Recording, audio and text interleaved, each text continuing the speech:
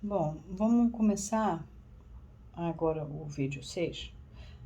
Eu preciso deixar claro que para a psicanálise, a, nós sabemos que as coisas não acontecem sem que haja causas que façam essas coisas acontecerem. Então, o Freud não foi um homem da ciência diretamente só para a ciência e trabalhou no laboratório e dali na universidade, porque ele determinou e resolveu mudar. Não, não. Aconteceram fatos na vida do Freud que impediram que o Freud desse sequência ao trabalho dele no laboratório de ciência em neurologia. Lembrem-se vocês que a neurologia ainda era muito incipiente, né? É, ainda não tinha, o neurônio não estava ainda conhecido em 1891 e a sinapse não estava conhecida em 1897. Então, enfim, mas Freud era um pesquisador, queria entender como é que as coisas funcionavam no, no sistema nervoso.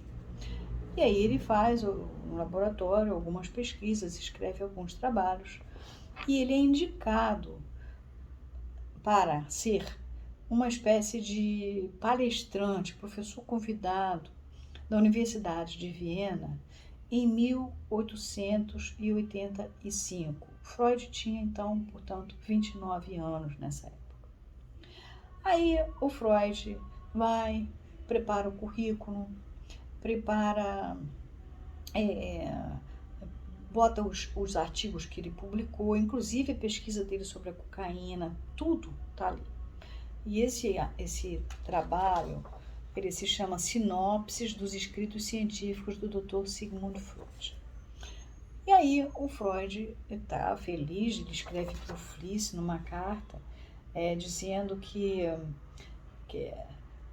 com uma frase tomada de Leporello, ele fala que ele mandou, né, a cópia dos escritos dele, conforme tinham pedido, junto com o currículo dele, e ele falou assim, como uma lista de todas as belezas. Né? Então, acontece que foi aprovado por unanimidade. Aí, o consentimento superior ministerial foi negado. E eles dizem que por razões antissemíticas. 12 anos depois, já com 40 para 41 anos, finalmente, em 1897, Freud já estava avançado nas suas pesquisas, a ponto de ter escrito o tal projeto que ele guarda na gaveta. Já estava começando a escrever esse livro que nós estamos lendo, A Interpretação dos Sonhos, quando, finalmente, Nothnagel e Krafft-Ebing forçam a barra para que ele seja um professor convidado, um palestrante da Universidade de Viena. E aí, isso não é ainda um professor assistente. E ele só vai conseguir ser um professor assistente em 1902. Já tinha mostrado até a existência do inconsciente com esse capítulo 7 da interpretação dos sonhos, já estava com 46 anos. Vocês acham que uma pessoa que está com 29 anos tem que construir a vida dela, não consegue nem ser um professor palestrante de uma faculdade onde ele foi indicado, foi aprovado por unanimidade e chega nas instâncias superiores e é negado? Vai passar 12 anos, só aos 40 anos para 41 ele consegue ser esse palestrante, já numa época que eles já tinham noção do que era neurônio e já tinham noção da sinapse. Né? A sinapse aparece nesse ano, ainda nem tinha sido descrita, mas iria ser nesse ano, 1897. Muito bem. Vocês reparem, uma pessoa não pode esperar a vida dela toda, ela tem que casar, e ele ainda tinha que ajudar a família que ele tinha, e ele por cima tinha que casar, constituir família, viver. Como é que ele ia poder esperar? Então, essas coisas que acontecem, que as pessoas dizem, não existe o acaso, coincidência não existe. Só que a palavra coincidência é coincide. É porque aconteceu, justamente. O fato dele querer estar na ciência, mas ser judeu e ser impedido, a coincidência está aí, é que levou ele a ir para outro lugar. Tinha as contingências, né, que tangenciavam, bom, estava tendo uma porção de fenômenos histéricos, mulheres que se contorciam, homens que se contorciam, uma porção de coisas esquisitas, muita fobia, muita neurose parecendo, pululando ali, ninguém dando conta daquilo. Ninguém dava conta daquilo, né? Então, ele foi um dos que foi se interessar. Por quê? Por tratar daquilo. Meu Deus, o homem precisava fazer a vida dele. Então, reparem que tudo que acontece tem suas causas. Se dá um trauma, o trauma é uma marca que deixa uma cicatriz, né, em cada pessoa, né? E cada vez que você tem um trauma, você vai girando psique vai aprontando, né, mais um pouquinho, mas é este tipo de coisa que vai direcionando para você chegar para cá, ficar para cá. Né?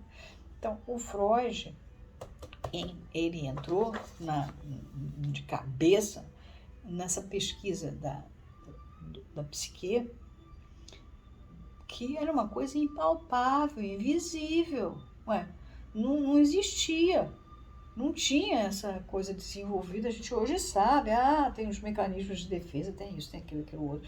Mas por quê? Porque ele foi lá, se deu o trabalho, né, fundou uma associação psicanalítica, botou um monte de gente pensando, trabalhando com ele e tal. Mas antes disso não tinha. Então, Freud teve esse mérito de falar, bom, por aqui não pode, eu vou por aqui não pode, eu vou por aqui. O que fez ele ir trocando? O antissemitismo. O antissemitismo fez ele cair lá num outro lugar. Agora, onde está a autorização para ele poder ter mexido com a ciência de uma maneira diferente? Isso é uma opinião minha. Eu li um fato que aconteceu com Freud quando ele era pequeno. Freud é o primeiro filho do segundo casamento do Jacob. Jacob tinha tido um monte de filhos, acho que 10, se não estou enganada, com a primeira mulher falecida, e aí se casa com a mãe do Freud, que é muito mais moça que ele. Tanto é que o Freud descreve que quem ocupou, na hora do complexo de Édipo, né, da resolução dele, o lugar de pai, o galo, dono do galinheiro, assim, na altura, para competir, né, com ele, sendo da idade da mãe dele, próxima, foi um irmão mais velho, o segundo filho do Jacó. Esse que ocupou o lugar para ele brigar. O Jacó era uma espécie de vovô para ele. O Jacó já tinha feito 40 anos quando o Freud nasceu. E o Freud, ainda por cima, nasce logo depois que o avô, pai do Jacó, morre. E o Freud, quando tem o Brit Milá, né, o pacto como judeu, ele ganha o nome do avô, Shlomo.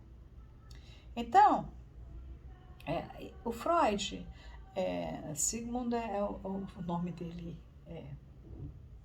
do mundo, né? Mas ele ganha o mesmo nome judaico do avô, que morreu. Quer dizer, o pai do Jacó morre e nasce o Freud. E ele tinha um carinho por aquele, entre aspas, netinho dele, porque era muito mais novo do que os filhos dele, enfim. Era de um primeiro casamento, de um segundo casamento. E aí o Jacó faz um gesto que eu acho que é fundamental para libertar o Freud, para poder fazer o que o Freud fez. Vocês sabem que o judeu tem um carinho especial pelo livro. O judeu não abre um livro assim, pode virar e dobrar a página ao contrário, estragada. Não. Ele abre um livro com muito respeito. Ele pega no livro e o livro está lá inteirinho, direitinho. Não é assim. É com respeito. Então, e Jacó deixou Freud, aos 4 anos, pegar um livro de história natural e rasgar todo. Isso está contado numa biografia do Freud chamada Sigmund, Fils de Jacob, de Marianne Creux. Muito bem. Quando eu li isso, eu falei, meu Deus, Jacob autorizou o filho a rasgar a ciência natural antiga e criar uma nova. Sem dúvida. Ele não larga, ele não abre mão da coisa científica. Nesse capítulo ele começa, e aliás ele só resolve o livro quando ele faz o primeiro capítulo e termina o sétimo. O sétimo é onde ele vai descentrar o homem. E ele precisa do primeiro capítulo. E como é que chama o primeiro capítulo? Literatura científica que trata dos problemas de sonhos. Quer dizer, ele não abre mão da noção da ciência. Freud é um homem voltado para preocupação com a ciência, com os termos científicos. Ele vai usar muito a física, né? Ele vai explicar uma porção de conceitos que ele vai usar, tudo vem da física. Ele leva muito a sério a vinculação com a ciência.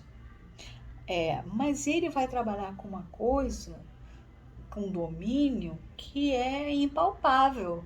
Você só tem noção da psique porque ela se manifesta, mas ela se manifesta como?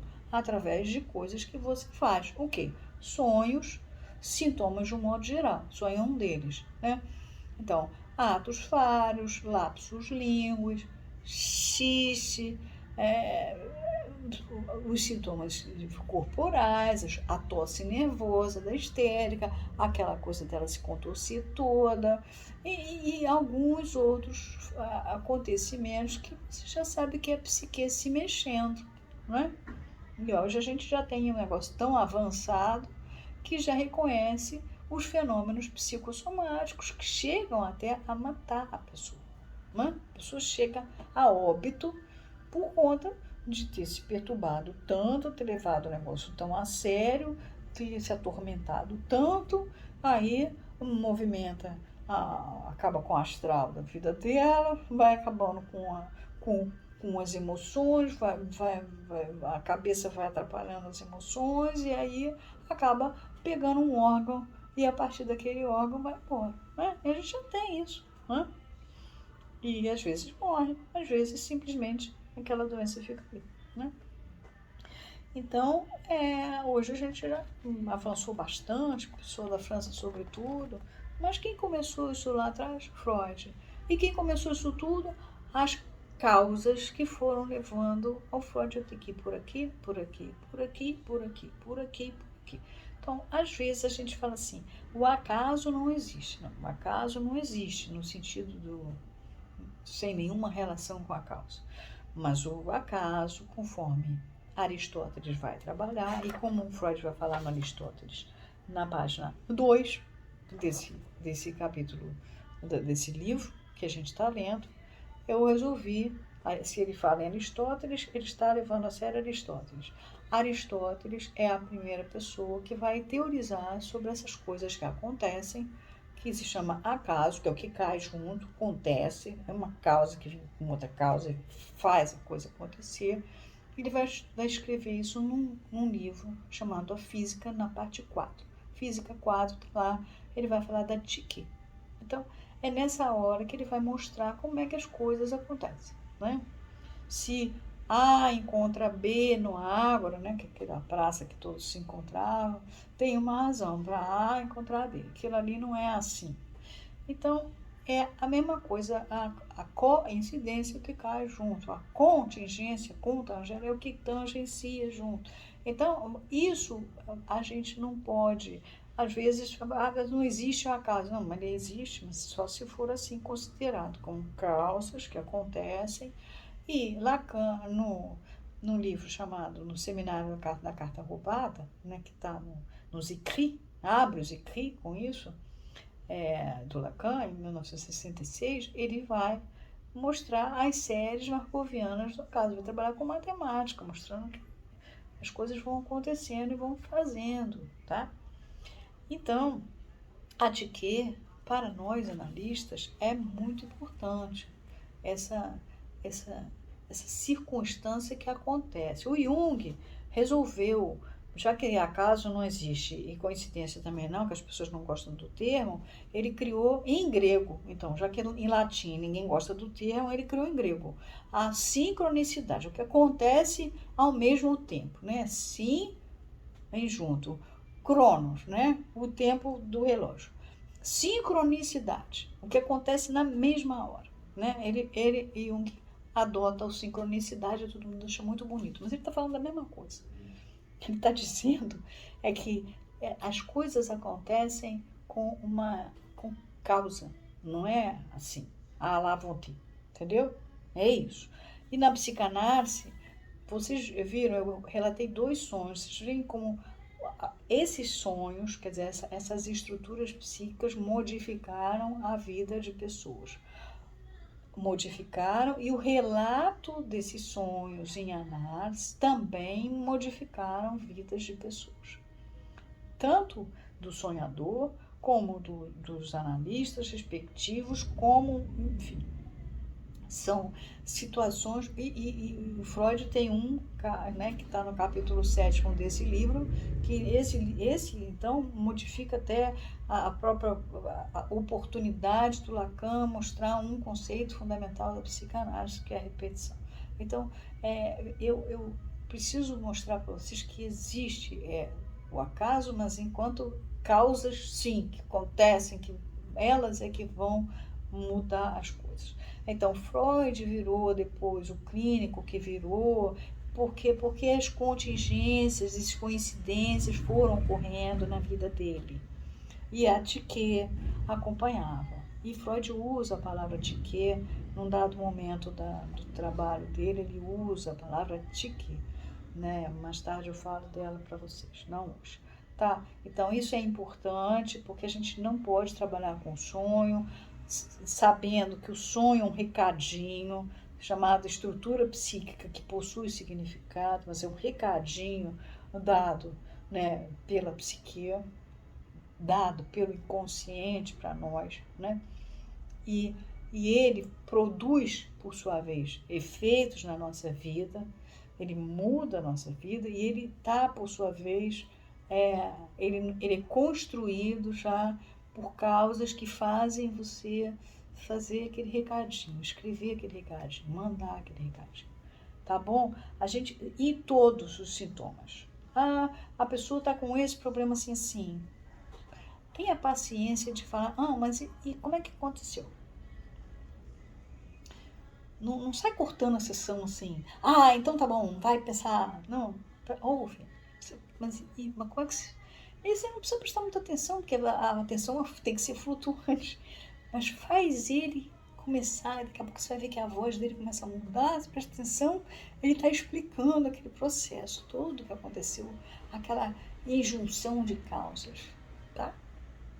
A Psique ali funcionando e mudando a vida da pessoa. E como é que ela foi administrando aquilo, como é que é o automatismo dela em relação a essas ocorrências, que são causas. Tá bom? Um beijo. Até a próxima.